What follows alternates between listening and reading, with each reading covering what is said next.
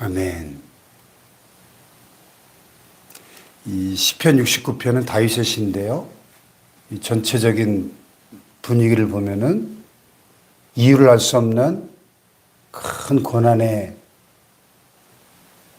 빠진 이 시편 기자의 이 다윗의 부르짖는 기도입니다. 우리가 인생을 살다 보면 우리가 이해할 수 있는 일들도 일어나지만 도저히 이해할 수 없는 일들도 만나게 됩니다. 고난도 이유가 있는 고난도 있지만, 이유를 알 수 있는 고난도 있지만, 많은 경우에 이유를 알 수 없는 고난을 당할 때가 많아요. 그래서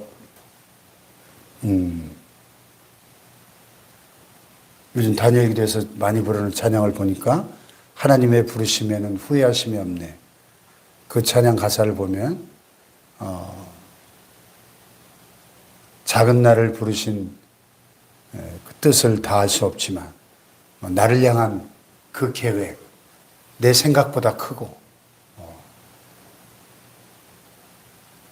나를 향한 그 뜻 다 알 수 없고 나를 향한 그 계획 다 측량할 수 없지만 나를 부르신 그 뜻을 믿는다 하는 그런 고백이 나와요.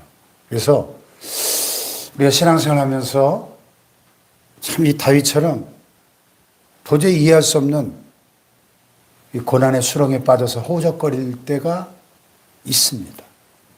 그래서 인생의 진정한 깊이는 이 고난의 깊이죠.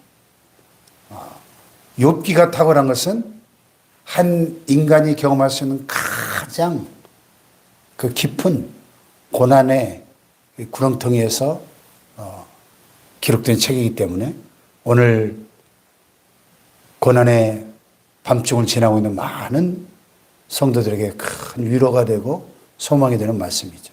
이 시편도 보면 150편 중에 하나님께 기뻐 감사하면서 하나님을 찬양하면서 쓰는 시들도 있지만은 오늘 본문처럼 이렇게 인생의 깊은 고난의 밤중을 지나면서 인생의 그 길고 긴 고난의 터널을 지나면서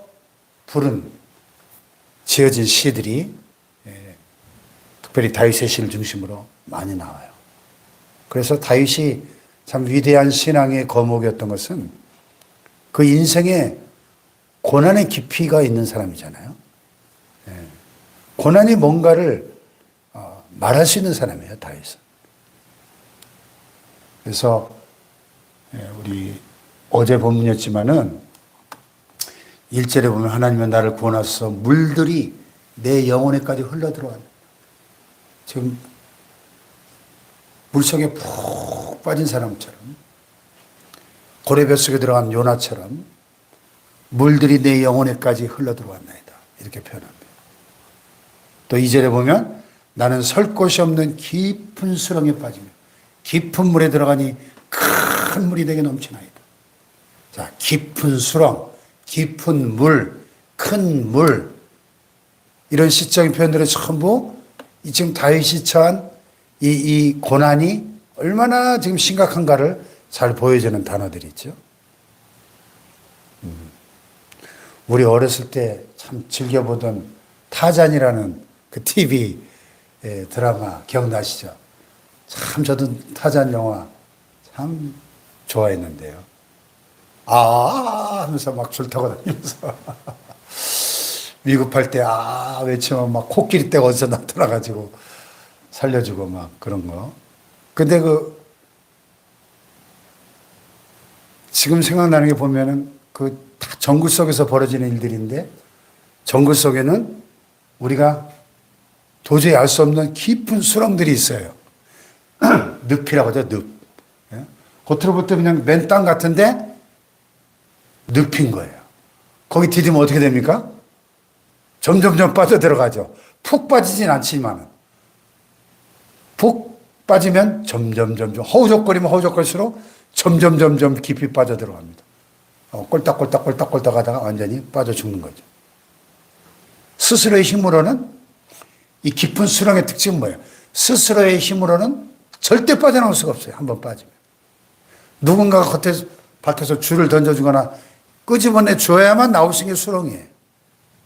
지금 다윗의 처지가 그래요. 나는 설 곳이 없는 깊은 수렁에 빠지며 지금 스스로의 힘으로는 도저히 이 인생의 고난의 깊은 수렁에서 헤어나올 수가 없는 거예요. 헤어나올 수가 없어요. 여러분, 글쎄요, 저는 아직 인생의 깊이를 잘 모르는 것 같습니다. 이런 설 곳이 없는 깊은 수렁에 빠졌다고 말할 정도로 이렇게 큰 고난은 아직 저는 경험해 보지 못한 것 같은데요. 혹시 여러분 가운데 설 곳이 없는 깊은 수렁에 나는 빠져 있습니다. 이렇게 느껴지는 그런 큰 어려움과 인생의 문제를 만났다면 어떻게 해야 될까요? 우리가 다윗에게서 배울 수 있기를 원합니다. 자, 3절 한번 같이 읽어볼까요? 시작. 내가 부르짖음으로 피곤하여 나의 목이 마르며 나의 하나님을 바라서 나의 눈이 쇠하였나이다. 아멘. 예. 다윗이 인생의 이 고난의 깊은 수렁에 빠지고 깊은 물에 들어가고 큰 물이 그에게 넘칠 때 자력으로 도저히 헤어날 수 없는 그 고난의 그 깊은 수렁에 빠졌을 때 어떻게 했어요? 내가 부르짖음으로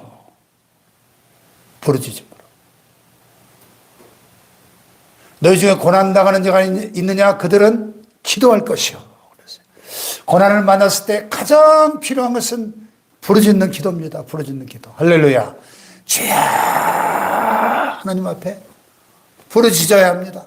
환난 날에 나를 부르라. 내가 너를 건지리니 내가 나를 영화롭게 하리라. 할렐루야.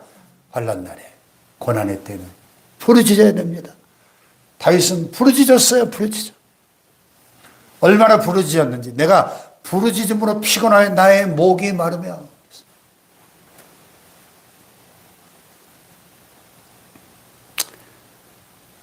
네. 저 신학생 전도사 시절에는 늘 목이 안녕하세요. 네.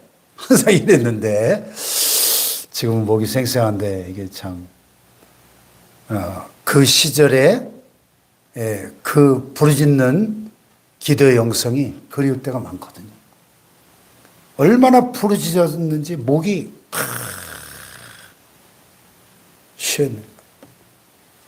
나의 하나님을 바라서 나의 눈이 쇠하였나이다. 여러분, 하나님을 얼마나 간절히 사모하고 바랐든지 여러분 눈이 쇠하여질 정도로 하나님을 사모해 보셨나요?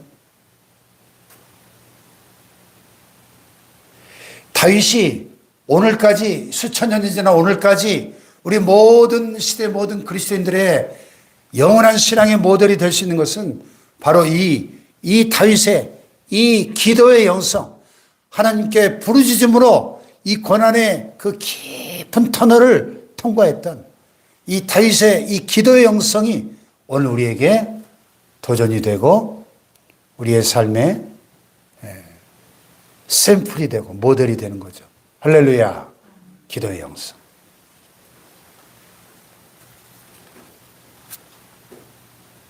까닭없이 나를 미워하는 자가 나의 머리털보다 많고 부당하게 나의 원수가 되어 나를 끊으려 하는 자가 강하였으니 내가 빼앗지 아니한 것도 물어주게 되었나이다.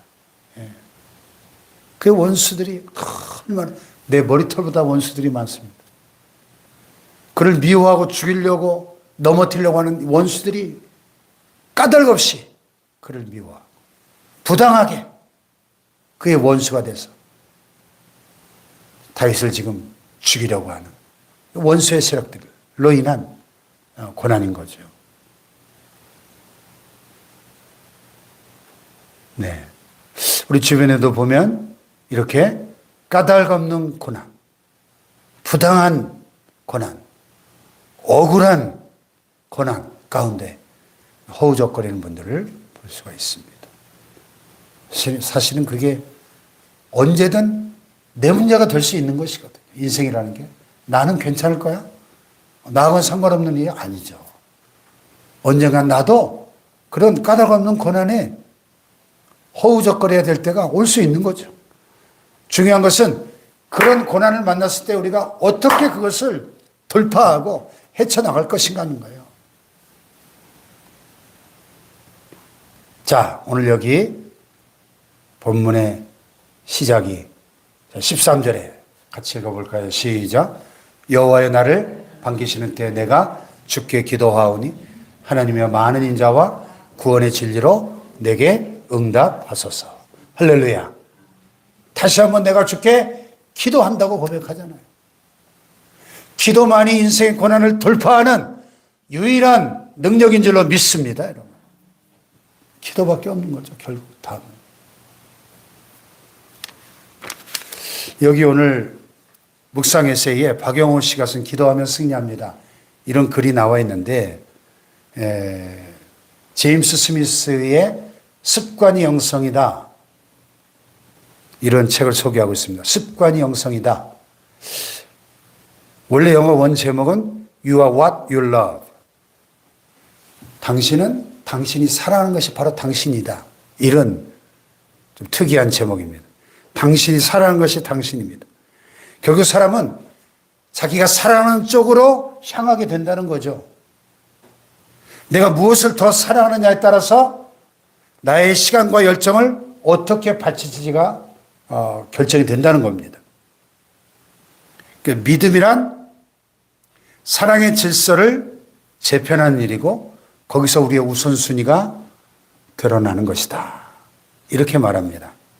그래서 우리 어릴 때부터 야, 습관적인 신앙생활 하지 마. 습관적인 신앙 하면 딱 부정적인 생각이 들죠. 습관적인 신앙생활. 그런데 습관적인 신앙생활이 무조건 다 나쁜 건 아니에요. 성경에 보니까 예수님도 습관을 쫓아 기도하셨어요. 그죠? 예, 어제 우리가 다니엘의 사자굴 이야기를 나눴는데 다니엘이 사자굴에 던져질 걸 알면서도 습관을 쫓아 하루 3번씩 전에 하던 대로, 전에 하던 대로 습관을 쫓아 하루 3번 기도한 겁니다. 우리가 다 다니엘 같은 멋진 승리를 원하고 그 다니엘이 경험한 기적을 경험하기 원하죠. 그런데 어떻게 다니엘이 그 사자굴에서 살아나올 수 있었나요? 어떻게 승리할 수 있었나요? 그의 승부처는 사자굴이 아니라 기도의 자리였다는 거예요. 기도의 자리. 아멘. 단순히 한 번의 기도나 위기가 닥쳤을 때 그 간절한 기도가 아니라 날마다 3번씩 정해진 시간에 기도하던 그 기도의 습관이 그에게 승리와 기적을 가져다 주었다는 겁니다. 할렐루야. 사도행전 3장에 베드로와 요한이 우리는 말하면 제9시 기도 시간 오후 3시 정해진 기도 시간에 기도하러 성전에 올라가다가 나면서부터 안전병이 된 자를 나사렛 예수 그리스도의 이름으로 일어나 걸어라 할 때 안전병이가 일어나는 기적이 일어나잖아요. 할렐루야. 정해진 기도 시간에 습관을 쫓아 기도하러 가다가 여러분 우리에게 기도하는 거룩한 습관이 있기를 축복합니다. 네.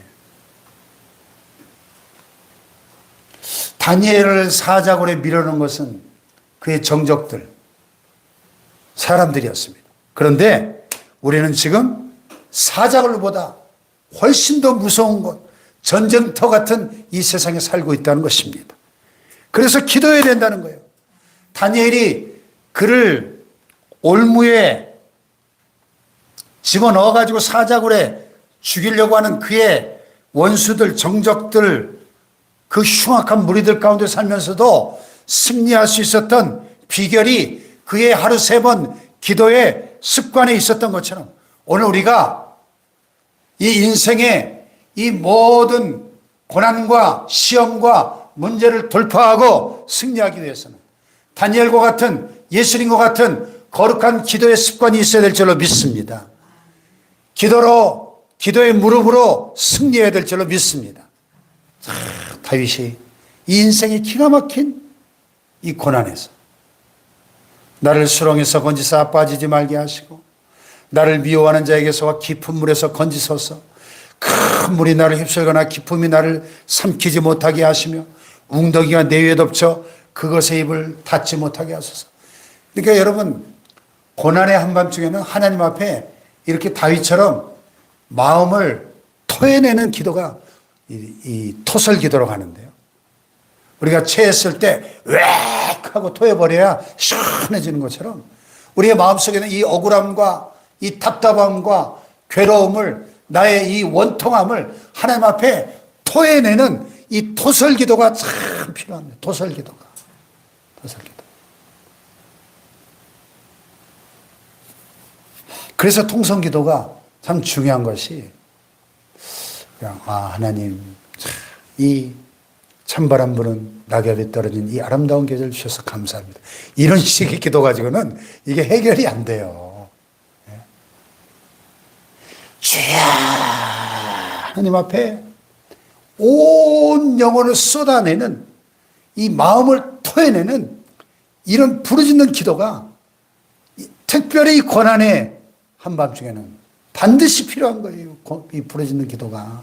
할렐루야.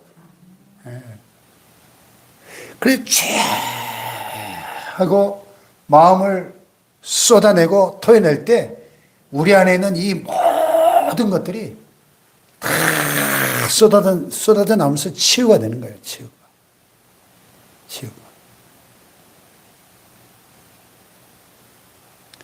뭔 놈의 기도를 그렇게 요란스럽게, 그렇게 극성맞게 하나님이 귀가 잡수신 것도 아닌데 그렇게 하냐. 이런 분들은 아직 인생의 고난의 깊이를 모르는 분들이고 진정한 기도가 뭔지를 모르는 분들이에요.